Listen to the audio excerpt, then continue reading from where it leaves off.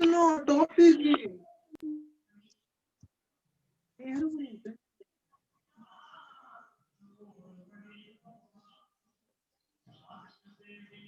So our today's topic is pollution, and we know that water is not only a very important natural resource but also a very very limited resource actually. Limited. Why? Because it is going to be degraded by various situations or various anthropogenic activities. So we will discuss different types of water pollution as well as different sources of water pollution, as well as some tips on the management of water pollution, whether we can manage it or not. So water is a limited resource. Its importance in life is very big because, and we can't explain actually, because without water life is not possible. Therefore it is a very great resource, natural resource, and of course it has been said that the first life arose in water, and water makes 70 more than 70% of the cellular protoplasmic content, so therefore its importance is very huge. If we look at the uh, total content of water, particularly around the world, we have uh, this shows the total content of Earth's water, in which 97% water is present in oceans, which is the saline water, cannot be used or utilized particularly for land dweller organisms, those organisms which are living on terrestrial regions. They cannot utilize this saline ocean water, although nowadays it has been treated to remove the salt from it, and it has been used for agricultural purposes, particularly in Arab countries and advanced developed countries. But still we can't use saline ocean water, which comprises 97%. Okay, out of total Earth's water, 3% is only fresh water. Okay, this fresh water is present at different regions of the earth. We can see that groundwater from the fresh water, the groundwater comprises 30.1%, and ice caps and huge amount of, so huge amount of this is present in ice caps and glaciers. Ice caps and glaciers, it means it is present in the solid state. Okay. Surface water is present only 0.3%, and out of this surface water, rivers comprise 2%, swamps comprise 11%, and lakes, it is present a huge amount of water is present. Surface water particularly is present in 87% in lakes. So therefore this is a somehow some sort of distribution which is which can be said that um, this distribution of fresh water is present on the surface. Okay, out of the groundwater, 30.1%, which is fresh groundwater, we can see over here. So as groundwater is actually fresh water and saline water.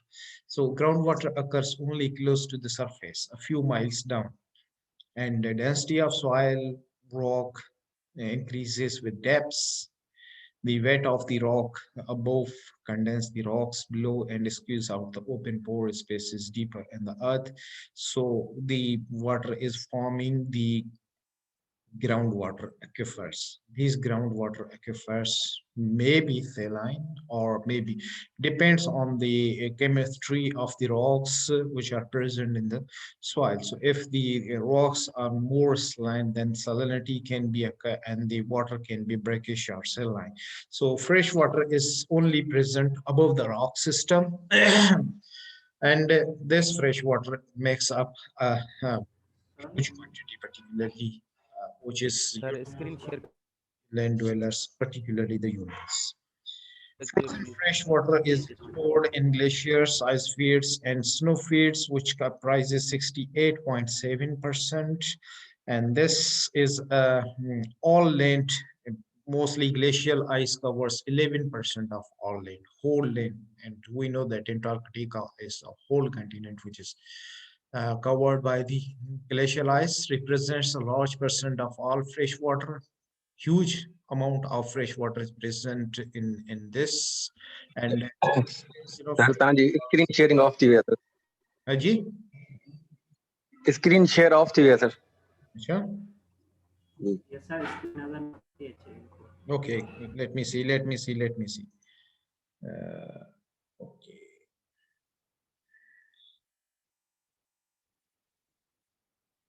sharing screen share is not working. अच्छा ठीक है आने अच्छे भाई आने अच्छे भाई जी सर जी Huh? So from where it was not here. How much groundwater is present? Know that groundwater is a 30.1%, and the groundwater is mostly the fresh water is present upper aquifers of the area. Okay. Actually, I think my net is not working well, so it's disconnecting continuously. I'm going to transfer it on my mobile hotspot. Okay, so just wait 1 minute.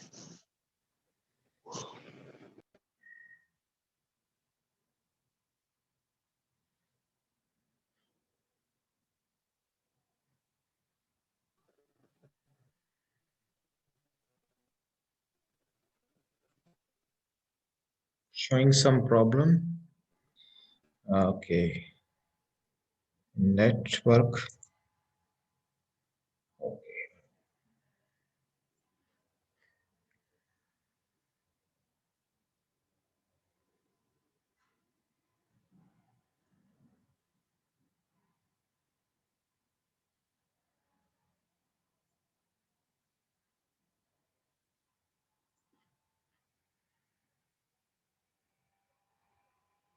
Now, inshallah, there will be no problem. Okay, inshallah.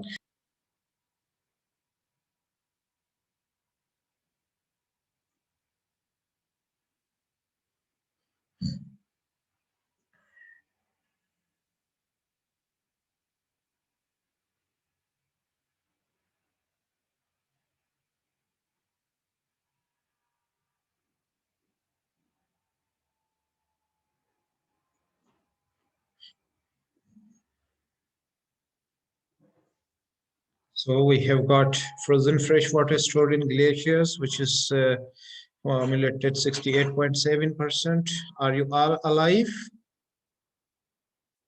yes sir. That's good. Actually, network में थोड़ा मसला है, so मैं उन्हें shift किया हुआ है. Okay, so this is a graph showing the world water use, where the water is going to be used, particularly the fresh water. Okay, the fresh water is used in agriculture, huge quantity. Mostly this blue area is showing that it up to the 2000 and 2025, what will be the usage of this fresh water in different sectors of human as well as economic sectors. So agriculture is comprising a huge quantity, which is fresh water used in the agricultural systems. Then there is a second part is a second number is industrial, and third number is a municipal administration, and the fourth number is reservoirs. Reservoirs means the storage ponds like dams and lakes and these type of things, because they are going to be replenished, or they are going to be again filled by the water for the storage purposes. So these are the major uses of water, where fresh water is going to be used, particularly on the earth surface. Okay, so uh, so this is actually the water cycle. We know in the ecology that this water cycle is used for the recycling of water. Not only the water is transported or moved on the Earth's surface are distributed on Earth's surface, but it's somehow the recycling process.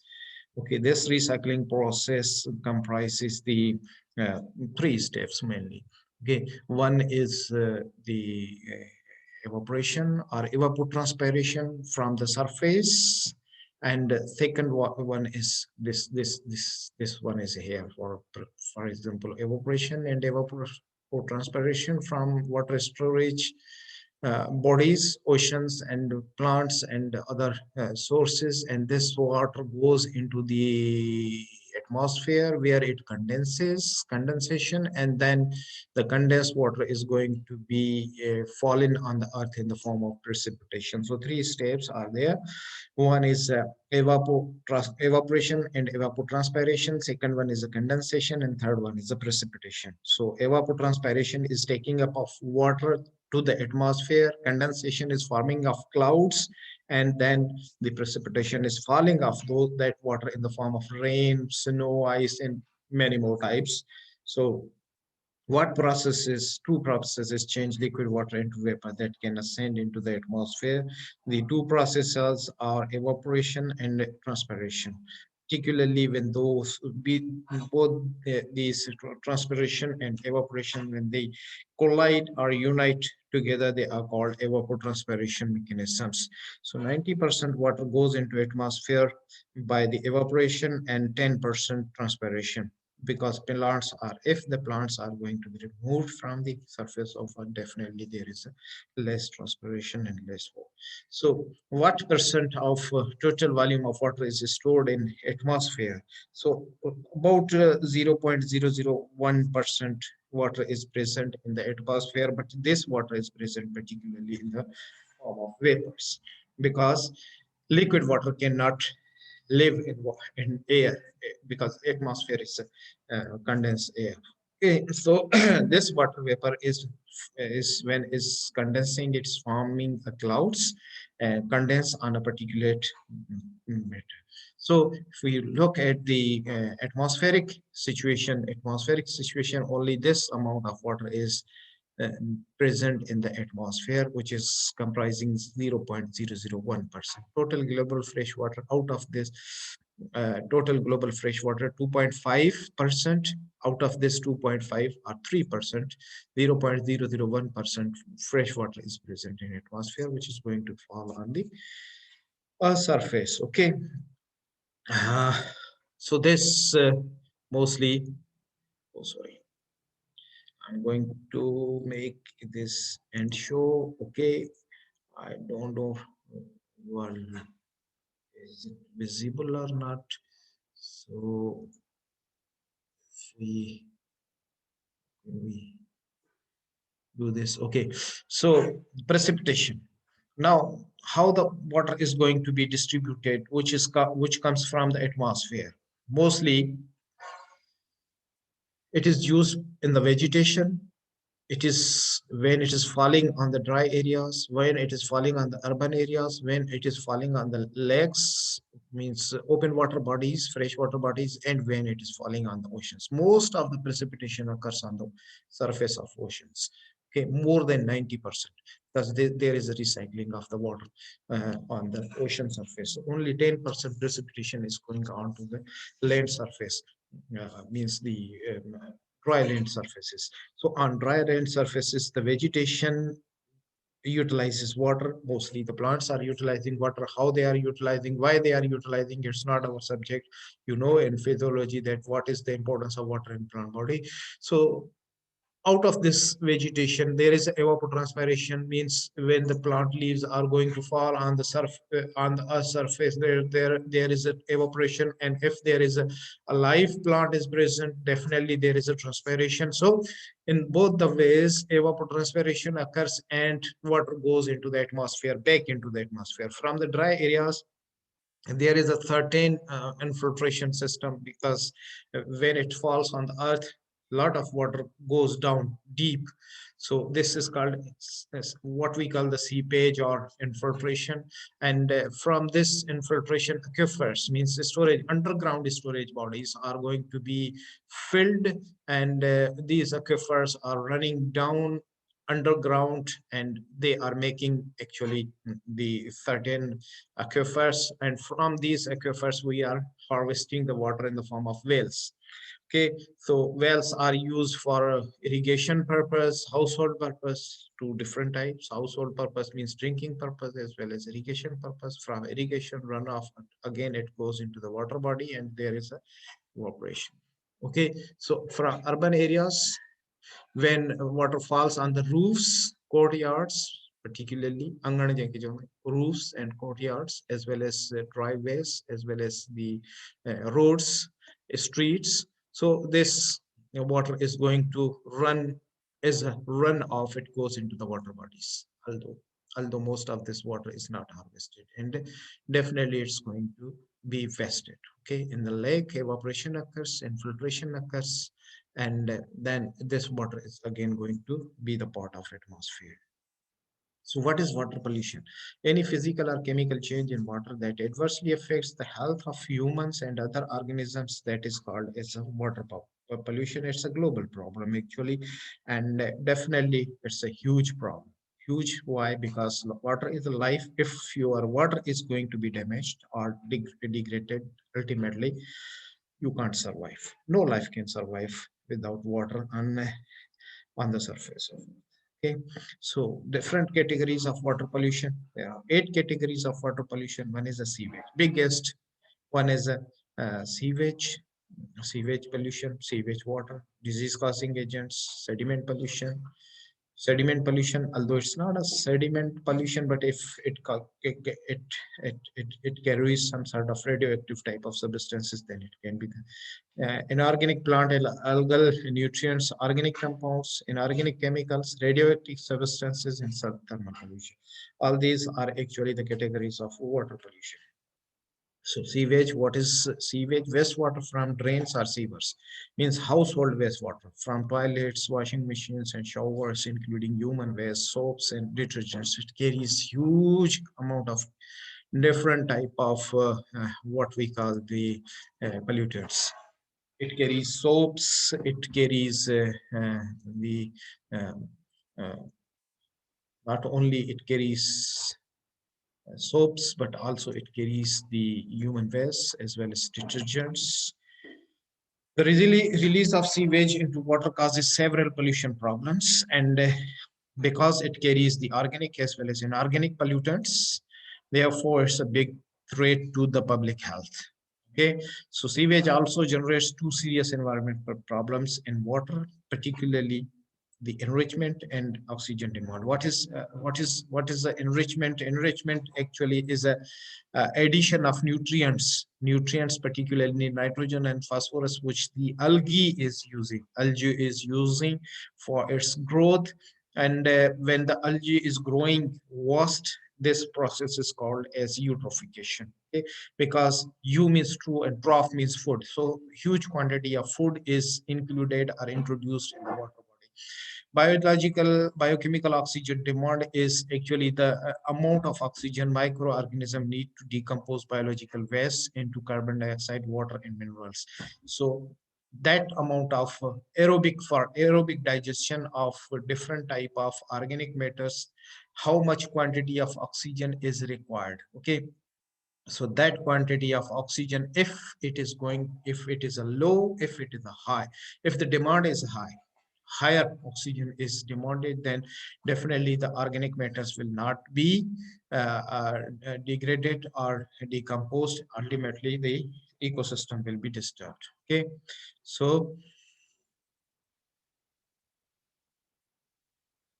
uh, sewage Sewage and other organic wastes are measured in terms of their biological, biochemical, or biological oxygen demand, and definitely these uh, biological oxygen demand can be measured through a meter, which is a BOD or COD meter, chemical oxygen demand. And so, when dissolved oxygen levels are low, anaerobic microorganisms produce compounds with unpleasant odors. Means particularly the methane gas is produced anaerobically when there is a decomposition of through anaerobic systems, anaerobic micro. When aerobically it is going to be decomposed, there will be no smell.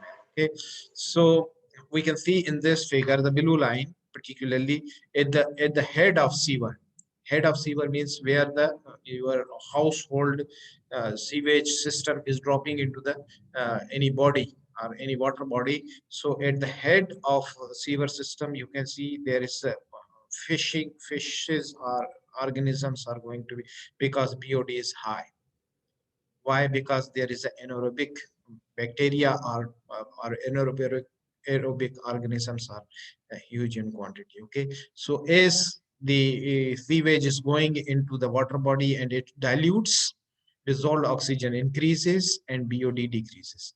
So the fishes can survive. So this mechanism is actually the biggest mechanism which shows. So different type of lake systems or pond systems, which can be said as dystrophic lakes, eutrophic lakes, eutrophic and oligotrophic lakes. Actually, we can see here this is the oligotrophic, means differentially trophic levels are low, definitely. So water is bluish, and there is a huge survival of fishes. But if you can see over here, in this picture, there is the water surface is covered by the algal as well as floating other organisms, green plants. So why this is there? Definitely the sunlight cannot penetrate. Definitely these organisms are producing oxygen, and that oxygen is going into they are utilizing dissolved oxygen particularly, and diminishing the quantity of dissolved oxygen in water. Definitely what happens, the BOD increases. So the high nutrient levels, poor light penetration, low dissolved oxygen, shallow waters, high algal growth, and definitely the different type of fishes are not available, or they cannot grow over here. Different type of disease causing agents. The second pollutant, cholera, dysentery, meningitis, typhoid, infectious hepatitis, poliomyelitis, and cryospirodysis, amoebic dysentery, uh, sh- short, uh, schistosomiasis, and ankylosomiasis. These all are different type of diseases caused by the bacteria and viruses which come from the sewage water. Not only the sewage water, but the polluted water. Monitoring for sewage, I'm not going to discuss this monitoring because this is a molecular biology subject. Actually, the biggest problem is the group of organisms or bacteria which are living in sewage. They are called as coliforms. So they can be tested quite easily on the petri dishes as well as using the agar. That is called as a coliform test. The second thing is sediment pollution. Sediment pollution is introduced when clay, silt, sand, and gravel can be suspended and carried in water. So sediment pollution occurs when excessive amounts of suspended soil particles eventually settle down. Okay, we can see over here. You can see uh, low level of sediments. There is a high penetration of light penetration, and aquatic plants are going to be flourish. But in this situation, there is a high amount of same stress stream with high level of sediment. When there is a sedimentation, high amount of sedimentation, ultimately the sunlight does not penetrate and the plants cannot grow over here, so the ecosystem is going to be disturbed. Inorganic plant and algal nutrients are the third category, are chemicals such as nitrogen and phosphorus. Uh, Different type of normal, they are going to disturb the normal and healthy functioning of ecosystem, but are harmful in larger concentrations when they are present in larger. Because most of the soap, we know that soap is formed from organic matters, means oils and fats. So they may contain the nitrogenous compounds as well, as because they are, when they are treated with alkali, the chemical reactions are occurring, and these things along with other chlorinated hydrocarbons and nitrogen type of components, also the fertilizers which are coming from the agricultural nets. These all are actually making the huge amounts of phosphorus and introducing huge amount of phosphorus. nitrogen into the ecosystems. Nitrates and phosphates come from such sources as human and animal waste, plant residues, atmospheric deposition, and fertilizer runoff from agriculture and residential land. An organic plant and algal nutrients encourage excessive growth of algae and aquatic plants. Although algae and aquatic plants are the base of the food web and aquatic ecosystem, but their excessive growth, remember, excessive growth disrupt the natural balance between producers and consumers and cause other problems, including enrichment and bed odors. In addition, high BOD occurs when the excessive number of algae die and are decomposed by bacteria. So this is not dead zone. Okay. Organic compounds are chemicals that contain carbon atoms. A few examples of natural organic compounds are sugar, amino acids, and oils. Most of the thousands of organic compounds found in water are human produced chemicals. These synthetic chemicals include pharmaceuticals, pesticides, solvents, industrial chemicals, and plastics. All these are the organic. Some organic compounds seep from landfills into surface water and groundwater. Others, such as pesticides, leach downward through the soil into groundwater or get into surface water via runoff from terms directly from farms. Okay, and uh, and some industries dump organic compounds directly into waterways. Okay, so these are actually the organic compounds. Some synthetic organic compounds found in polluted water. We can say aldicop means pesticides, benzene type of solvents like hexane, methanol, ethanol, these type of things, carbon tetrachloride solvents, chloroform is a solvent, dioxins, chemical contaminants, ethylene dibromide, this is a fumigant. Fumigant means antifungal and anti-insecticidal, insecticidal type of compounds which are used to preserve food, means grains and other foods. Polychlorinated biphenyls. These are industrial chemicals. Trichloroethylene and vinyl chloride. Plastic industry, solvents, plastic industry.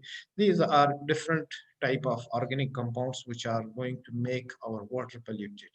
Inorganic chemicals are contaminants that contain elements other than carbon. Example include acids, salts, and heavy metals. Inorganic chemicals do not easily degrade or break down. Many inorganic chemicals find their way into both surface water and groundwater from sources such as industries, mines, irrigation runoff, oil drilling, urban runoff from storm sewers. Some of these inorganic pollutants are toxic to aquatic organisms.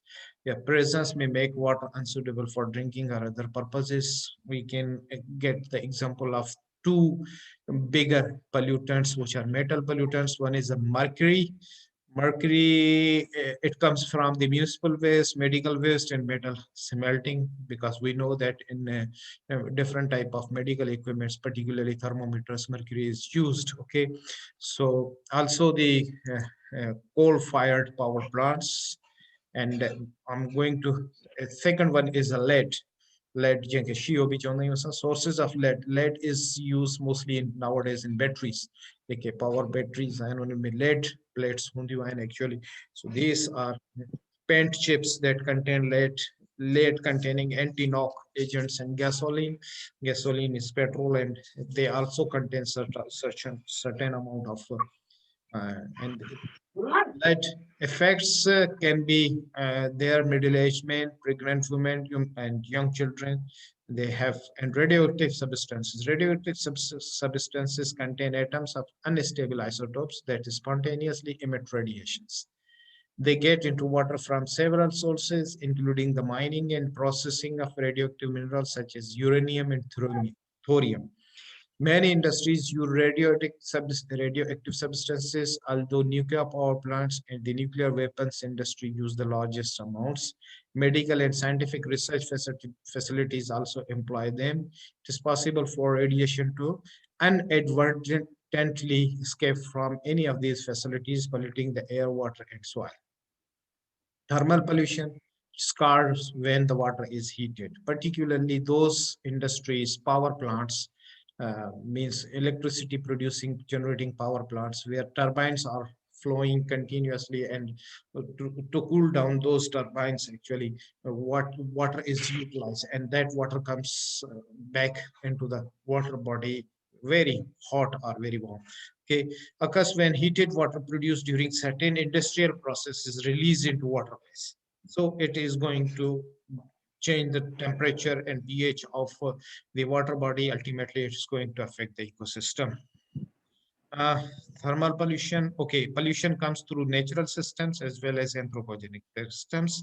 So if the anthropogenic systems are there, we can say that it can be come from point sources and non-point source pollution. Point source means if the pollution is coming from one source and one limited source, which can be controlled easily. Non-point source, if the pollution or pollutants are coming from vast area, it's distributed from the, like the surface runoff is the agricultural lands. So point source pollution, non-point source pollution, these are okay. Agriculture, water coming or pollution coming from the agricultural runoff. They carry a lot of pollutants, fertilizer, animal waste, and chemical pesticides, and also the soil erosion as well. These all pollutants can come into the water bodies, into the rivers, into the canals, into the ponds, or we can say into the lakes as well. So they are going to affect the water bodies. Sewage water is a point source pollution. Urban runoff is a non-point source pollution. This is an example of point source pollution because sewage water comes through a pipe. ठीक है ओढ़ने में pipe लगल होता, so we can control if there is a it does not spill into the whole environment. But urban runoff, when जॾहिं मींहं जो पाणी ground ते किरंदो आहे त अल्टीमेटली उहो सभिनी डायरेक्शंस में जेको आहे सो वही वेंदो आहे. So that is called as a non-point source pollution. So combined sewer systems, I'm not going into detail of this. Urban runoff, the water quality of urban runoff from city streets is often worse than that of sewage because on the surface of the city there is huge quantity of pollutants, plastics, and many other pollutants can be present. And rainwater actually washes this all, and garbage, animal waste, all these things are going into the water bodies.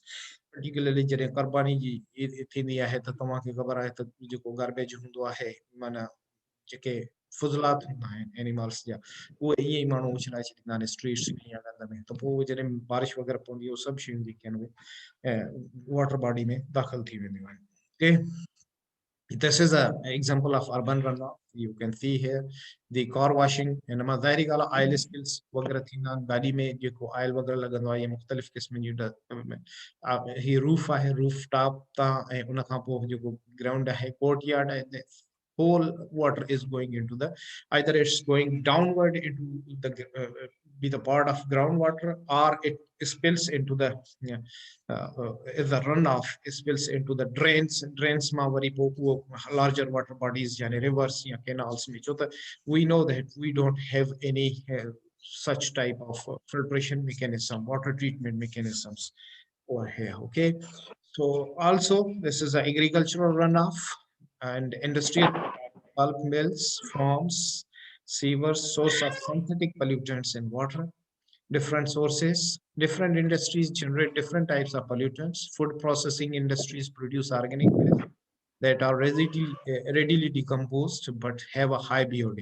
In addition to a high BOD, pulp and paper mills produce toxic compounds in sludge. The paper industry, however, has begun to adopt new manufacturing methods such as the production of paper without the use of chlorine as a bleaching agent that produces significantly less toxic effluents.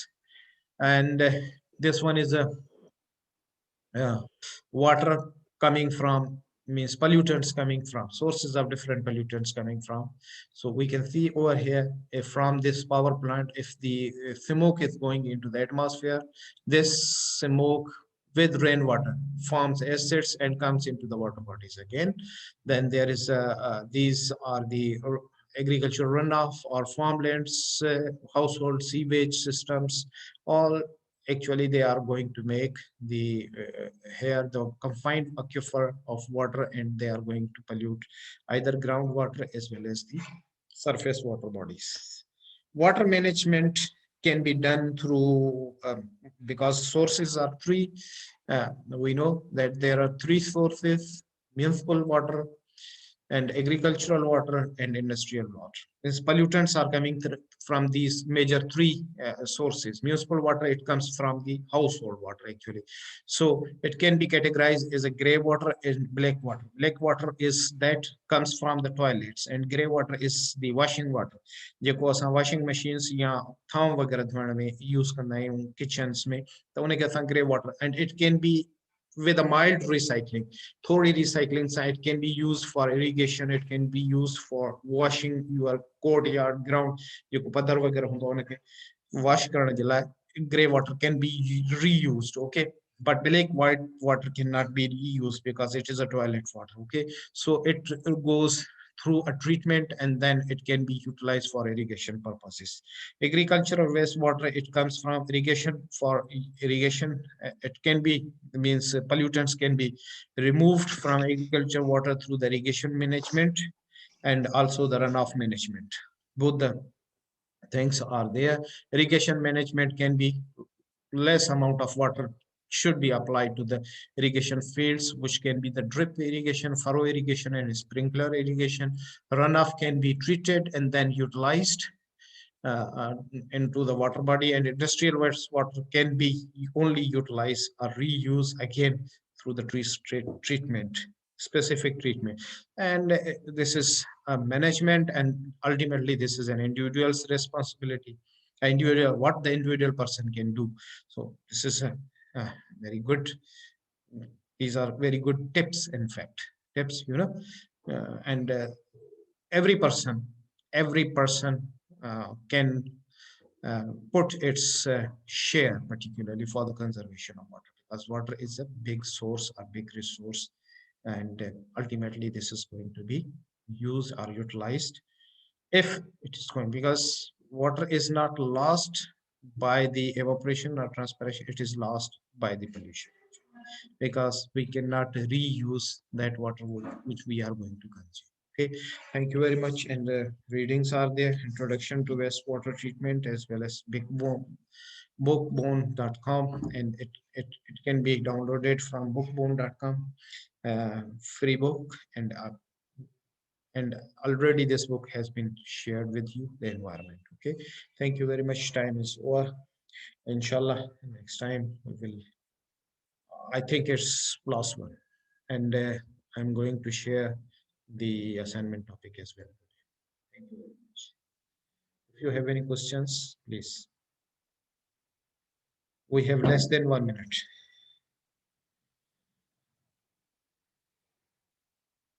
Oh,